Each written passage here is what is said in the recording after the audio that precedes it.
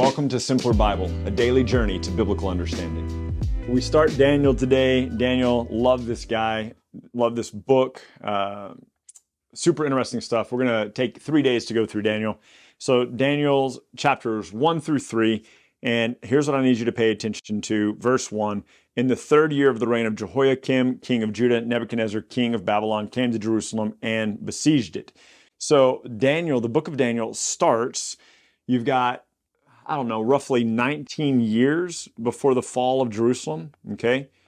So 19 years before the fall of Jerusalem, after Jehoiakim is king, we still have Jeconiah, aka Jehoiachin, who's going to be king for 3 months. Then we've got Zedekiah, who's going to be king. This right here is 13 years before the book of Ezekiel starts. So Daniel, even though it comes after the book of Ezekiel, this part begins 13 years earlier than the book of Ezekiel. So at this point, you've got Jeremiah, who's the prophet in Jerusalem. At this point, he has been a prophet for 21 years, Jeremiah has been. And now you've got Daniel, a young man who's being taken into captivity during the first year of the reign of King Nebuchadnezzar. So again, Daniel, Ezekiel, Jeremiah, all interwoven. And it says this, in the third year of the reign of Jehoiakim, king of Judah, Nebuchadnezzar, king of Babylon, came to Jerusalem and besieged it. And the Lord gave Jehoiakim, king of Judah, into his hand with some of the vessels of the house of God. And he brought them to the land of Shinar, to the house of his God, and placed the vessels in the treasury of his God. And then the king commanded Ashpenaz, his chief eunuch, to bring some of the peoples of Israel, both of the royal family and of nobility. So that might be something you've missed before from Daniel. These are the people from the royal family and from nobility. So Daniel is part of probably the line of Judah, probably part of the line of the kings. And so this is some of the people that were taken into captivity. Daniel's one of those. He is a youth without blemish, of good appearance, skillful in wisdom, endowed with knowledge, understanding and learning, competent to stand in the king's palace and to teach them the literature and the language of the Chaldeans. The king assigned them a daily portion of the food that the king ate and the wine that he drank. So he was given a portion of food and wine, and they were to be educated for 3 years. Hold that in your head. That'll be important in a moment. At the end of that time, they were to stand before the king. Among these were Daniel, Hananiah, Mishael, and Azariah of the tribe of Judah. So see, of the tribe of Judah, like we said, of the royalty, of the line of the king. The chief of the eunuchs gave the names Daniel, he called Belteshazzar. Hananiah, he called Shadrach, Mishael, Meshach, and Azariah, he called Abednego. So when we read in a little bit later about Shadrach, Meshach, and Abednego, those are Daniel's friends, Hananiah, Mishael, and Azariah. But Daniel resolved that he would not defile himself with the king's food or the wine that he drank. Therefore he asked the chief of the eunuchs to allow him not to defile himself. And God gave Daniel favor and compassion in the sight of the chief of the eunuchs. And the chief of the eunuchs said to Daniel, I fear the Lord my king, who assigned your food and your drink, for why should he see you in worse condition than all the other young men your own age, that you would endanger my head with the king? Daniel said to the steward, whom the chief of the eunuchs had assigned over Daniel, Hananiah, Mishael, and Azariah, test your servants for 10 days. Let us be given vegetables to eat and water to drink. And then let our appearance and the appearance of the youths who eat the king's food be observed by you, and deal with your servants according to what you see. So he listened to them in this matter, and he tested them for 10 days. At the end of 10 days, it was seen that they were better in appearance, fatter in flesh, than all the youths who ate the king's food. So the steward took away their food and the wine that they were to drink, and gave them vegetables. As for these 4 youths, God gave them learning and skill in literature, wisdom, and Daniel had the understanding of all dreams and visions. So this is interesting. A couple of things. One, there's a book on it called like the Daniel fast or whatever. Daniel, why are we using Daniel as a model for how to fast? That's so stupid. Fasting is not even mentioned here. Daniel's a Jew. He's living among the Babylonians, and he's not willing to eat the profane food of the Babylonian people, right? And so it says that he didn't want to eat their food. He didn't want to drink their wine. That was back in verse 8. So he only ate vegetables, and he was doing really well. Like, I've literally heard people go, and this is why we should be vegetarians. And it's like they're forgetting that everybody else in the Bible is eating meat. Like, why are you... It's so ridiculous what we do. Quit allegorizing the text. Quit making it be something that it's not. Daniel did this. Daniel did this for a little while, he and his buddies, where they refused to eat the king's portions, and they ate only vegetables. Daniel didn't do this for the next 70 years. We'll see in 2 days that when he was praying, he literally, at this point, it's 70 years later, in 2 days when we're going to look at Daniel again, but at this point, he's praying, and he puts aside the meat and the wine to pray. So he clearly goes back to meat and wine. It's just this is a period of time for him. Please don't make something of it more than you're supposed to make of it. And then it says this, at the end of the time when the king had commanded they should be brought in, the chief and the eunuchs brought them before Nebuchadnezzar. The king spoke with them. Among all of them, none were found like Daniel, Hananiah, Mishael, and Azariah. So they stood, that means served before the king. How long were they supposed to do this? 3 years. 3 years was their training. And it says this in verse 20, and in every matter of wisdom and understanding about which the king inquired of them, he found them 10 times better than all the magicians and the enchanters that were in his kingdom. And Daniel served there until the first year of the king of Cyrus. That'll be really important. That's 70 years later. Now, a couple of things. What we do is we read up in the beginning of chapter 1 that they're supposed to be trained for 3 years. And then we read in verse 18, at the end of that time, they were so impressive, they served the king. So we think, 3 years later. Daniel chapter 2 does not begin 3 years later. Daniel chapter 2 begins 1 year later, okay? So Daniel chapter 1, Nebuchadnezzar has become king. It's his first year. Look at where Daniel chapter 2 starts. In the second year of the reign of King Nebuchadnezzar, he had dreams, and his spirit was troubled, and his sleep left him. So Daniel chapter 1 happens, and it covers 3 years of time. Daniel chapter 2 is after only 1 year of time. And so Daniel 2 is a little bit of a rewind. You're going back a little bit. You're going back at least a year, year and a half. And so the king has a dream, and he calls for all of his leaders. He says, I need you guys to tell me what my dream means. And he says, tell me what my dream means. Tell me what it means so that I can understand it.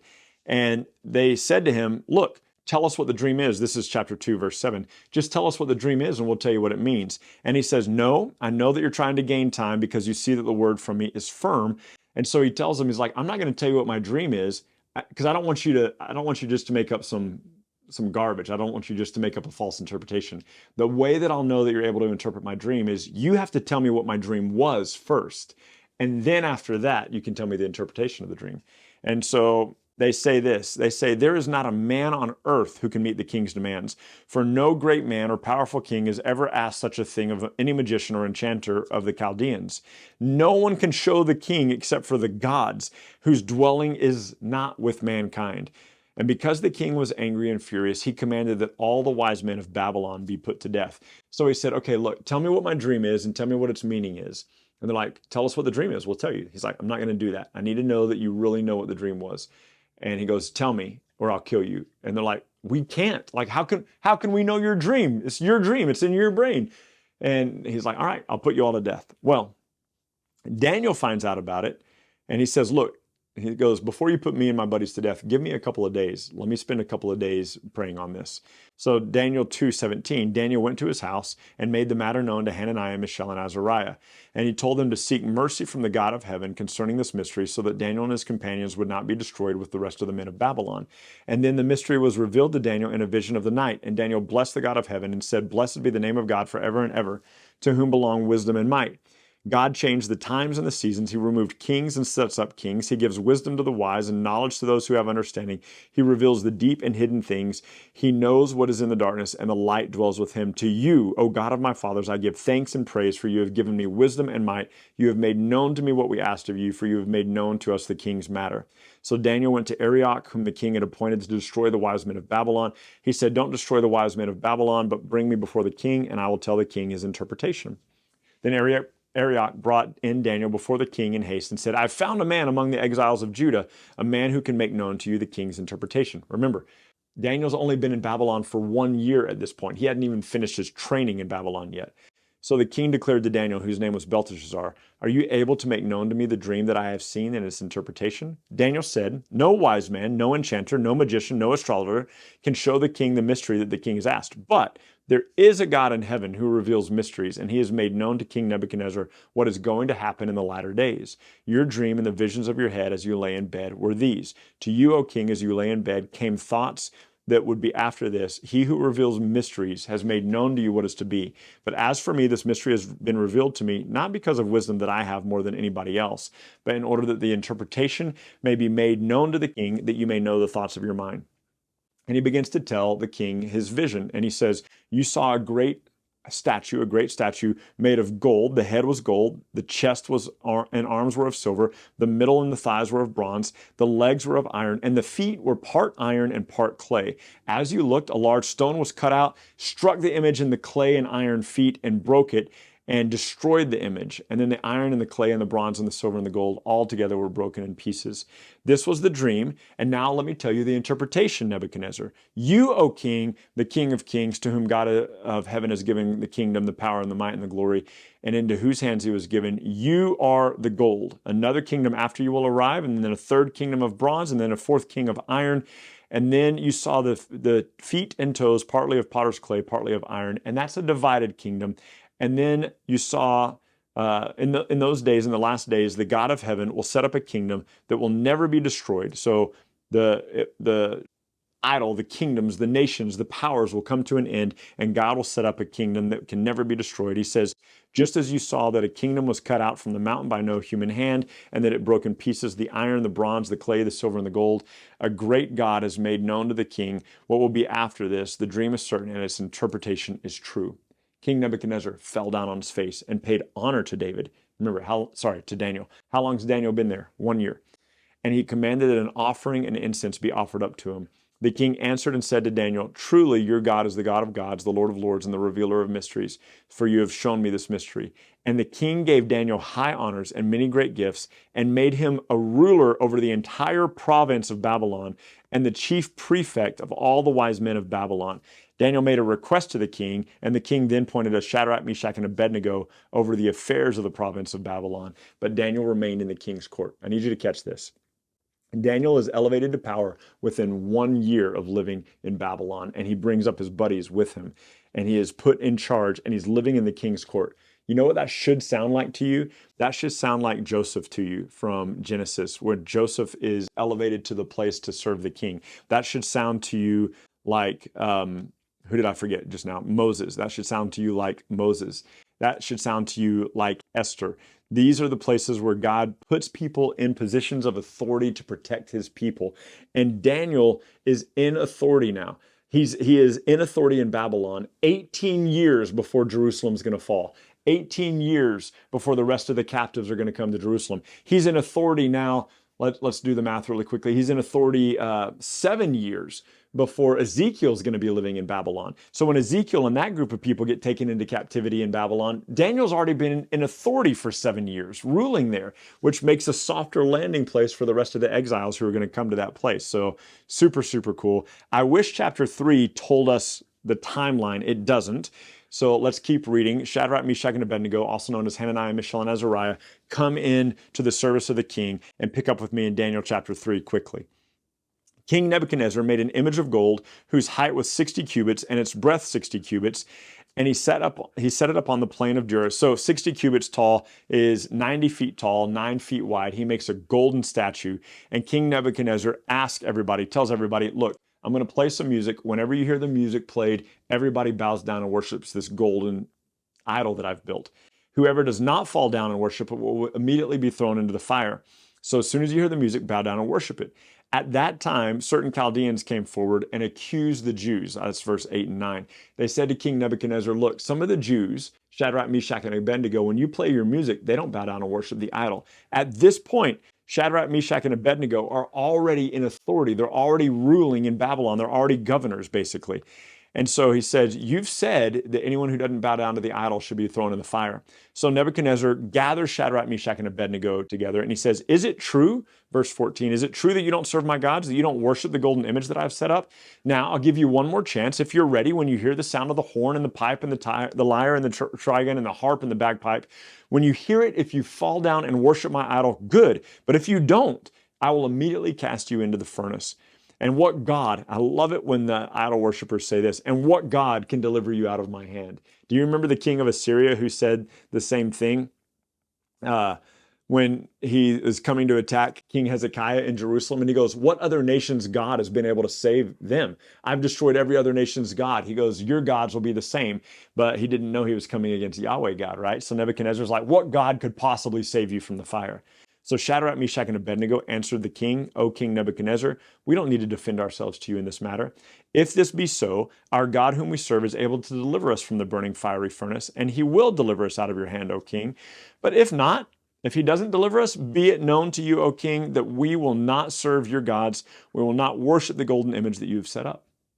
Nebuchadnezzar was filled with rage, and the expression of his face was changed against the three men. He ordered the furnace to be heated 7 times hotter than it was usually heated, and he ordered some of his strongest men to tie them up and to throw them into the furnace. These men were bound in their cloaks, their tunics, their hats, their other garments, and they were thrown into the fiery furnace. Because the fire was so hot, the soldiers that threw them into the furnace died from the heat. King Nebuchadnezzar looked into the furnace, and he stood up in astonishment, and he said, how many men did we cast into the fire? 3? Why then do I see 4? And the 4th one, like the son of the living gods, and all 4 of them unbound, walking around in the midst of the fire. Nebuchadnezzar came near to the door of the furnace, and he declared, Shadrach, Meshach, and Abednego, servants of God Most High, come out, come here. Shadrach, Meshach, and Abednego came out of the fire, and the satraps and the prefects and the governors and the king's counselors gathered together and saw that the fire had no power over their bodies of these men. The hair on their head was not singed, their cloaks were not harmed, and they didn't even smell like fire or smoke. Nebuchadnezzar answered and said, Blessed be the God of Shadrach, Meshach, and Abednego, who has sent his angel and delivered his servants, who trusted in him, who disobeyed the king's command, yielded up their bodies to death rather than serve and worship any god except their own. Therefore I declare this decree. Listen to what King Nebuchadnezzar says. Any people, nation, or language that says anything against the God of Shadrach, Meshach, and Abednego will be torn limb from limb and their houses laid in ruin, for there is no other God who can rescue in this way. What had he said a few minutes ago? What God could possibly save you? And now he goes, man, there is no God like this God. And the king promoted Shadrach, Meshach, and Abednego in the province of Babylon. So Shadrach, Meshach, and Abednego had already been elevated to power because Daniel interceded for them. And now, because of this, they're elevated even more. Super cool stories. I love the book of Daniel. And tomorrow we will hit up Daniel 4 through 6. We'll see you next time.